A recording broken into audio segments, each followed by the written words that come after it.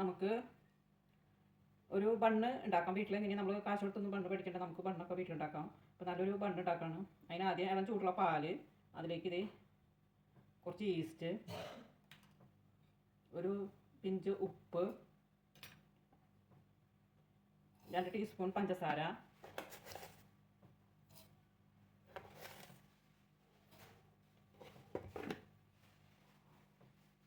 അത് ചേർത്ത് നന്നായി മിക്സ് ചെയ്യാം.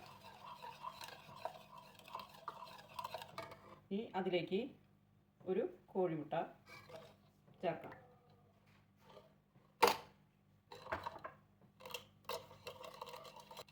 ഇനി ബട്ടർ ചൂടത്ത് വെച്ചിട്ട് ചൂടുവെള്ളത്തിൻ്റെ മുകളിൽ വെച്ചതാണ് കേട്ടോ. അത് കുറച്ച് ബട്ടർ ചേർത്തു നല്ലോണം മിക്സ് ചെയ്യാം.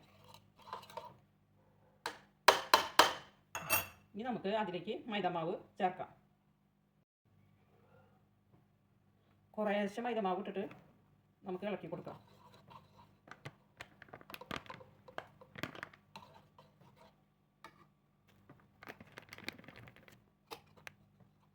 അപ്പോൾ നമുക്ക് കുഴയ്ക്കാൻ നല്ല എളുപ്പത്തിൽ കുഴയ്ക്കാൻ പറ്റും.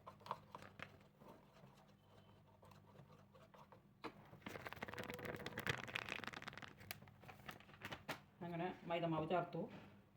നമുക്കിത് കുഴച്ചെടുക്കാം. കൈ കൊണ്ട് തന്നെ കുഴച്ചെടുക്കാൻ. അങ്ങനെ നമ്മൾ ബണ്ണിനുള്ള മാവ് ഇത് കണ്ടിട്ട് ഈ പരുവത്തിൽ നമ്മൾ കുഴച്ചെടുത്തിട്ട് നന്നായി കുഴക്കണം.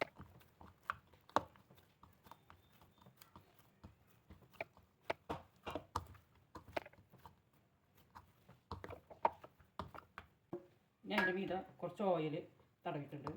കുറച്ച് ഓയിൽ തടവി ഇനി ഇതൊരു 2 മണിക്കൂർ നേരം നമ്മൾ മൂടി വയ്ക്കാം.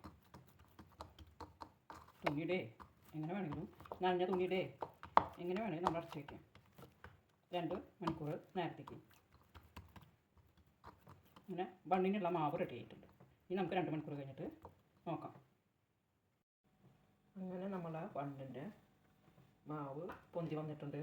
2 മണിക്കൂറായി. നമുക്കത് രണ്ടാക്കിയിട്ട് എടുക്കാം.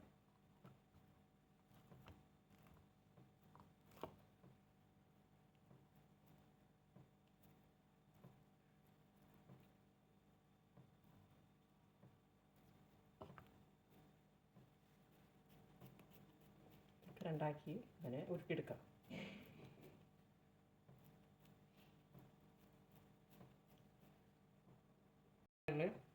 ബട്ടർ പേപ്പർ വെച്ചിട്ടുണ്ട്.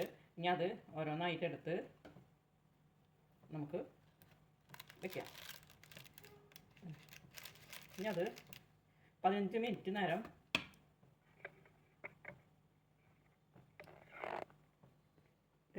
എയർ ഫ്രയറിൽ ഉണ്ട് രണ്ടാക്കി വെച്ചിട്ടുണ്ട്. ഇനി അത് 15 മിനിറ്റ് നേരം റെസ്റ്റിന് വയ്ക്കുക. അത് കഴിഞ്ഞിട്ട് നമുക്ക് ഓണാക്കാം. 10 മിനിറ്റ് നേരം നമ്മളത് വെച്ചു. ഇനി നമ്മൾ ഒരു മുട്ട കലക്കി വെച്ചിട്ടുണ്ട്. ഇനി അത് ഇതുമ്പോൾ ഒന്ന് സ്പ്രെഡ് ചെയ്യാം.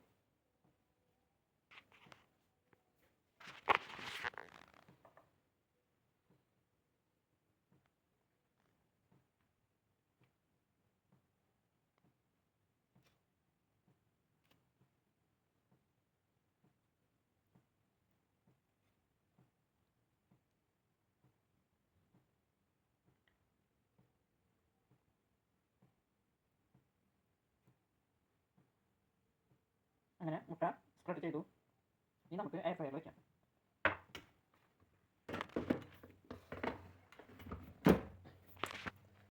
ഡിഗ്രിയിൽ 13 മിനിറ്റ് വെച്ചാൽ ഈ ബണ്ണ് റെഡി ആയിട്ട് കിട്ടും.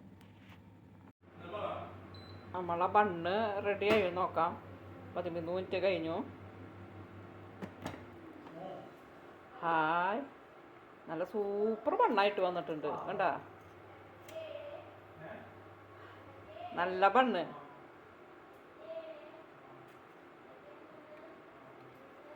പൊട്ടി പിടിച്ചു തോന്നുന്നുണ്ട്. ചൂടാ. നമ്മളുടെ ബണ്ണ് റെഡി ആയിട്ടുണ്ട്. കണ്ടേ, നല്ല കടയിൽ നിന്ന് കിട്ടുന്ന പോലത്തെ നല്ല സൂപ്പർ നല്ല സോഫ്റ്റ് ബണ്ണായിട്ട് കിട്ടിയിട്ടുണ്ട്. നല്ല ചൂടുണ്ട്. കണ്ടോ, ഈ വീഡിയോ ഇഷ്ടപ്പെട്ടാൽ ലൈക്ക് ചെയ്യണം, ഷെയർ ചെയ്യണം, സബ്സ്ക്രൈബ് ചെയ്യണം.